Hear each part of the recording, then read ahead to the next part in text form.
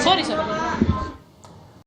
Baru saja kita dengarkan pernyataan dari politisi PSI Isyana Bagus Oka, dan saat ini di gambar terbaru yang Anda lihat ada Giring Ganesa yang datang ataupun tiba di kediaman Prabowo Subianto di Kertanegara. Giring masih dari Partai Solidaritas Indonesia atau PSI.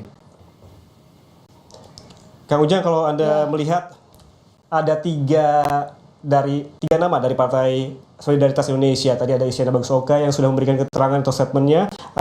Kemarin ada Raja Juli, kemudian ada Giring Ganesa. Kalau kita tadi sempat membahas PAN, Golkar, dan juga Partai Gelora, PSI seperti apa? Ya, PSI kan spesial ya. Spesial kalau Raja Juli dipanggil kemarin, artinya kan kemungkinan besar punya jatah menteri ya. Lalu kalau yang dipanggil hari ini dua, artinya kader PSI bisa mengisi pos wakil menteri atau kepala badan. Ini ya kalau spesial itu apa? Karena ya kita tahu dan sama-sama tahu kalau kita asosiasikan bahwa PSI ini adalah partainya Pak Jokowi bagaimanapun. Jadi ya ini adalah bagian endorse ya, titipan pesanan Pak Jokowi, makanya dapatnya 3, lumayan cukup besar, lumayan cukup banyak. Dibandingkan misalkan Partai Gelora baru 2 ya.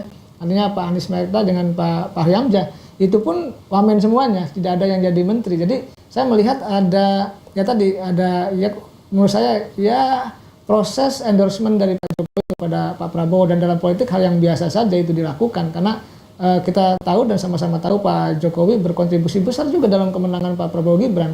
Oleh karena itu sudah sepantasnya selayaknya kalau seandainya PSI mendapatkan jatah lebih besar dibandingkan dengan partai-partai lain yang non parlemen begitu.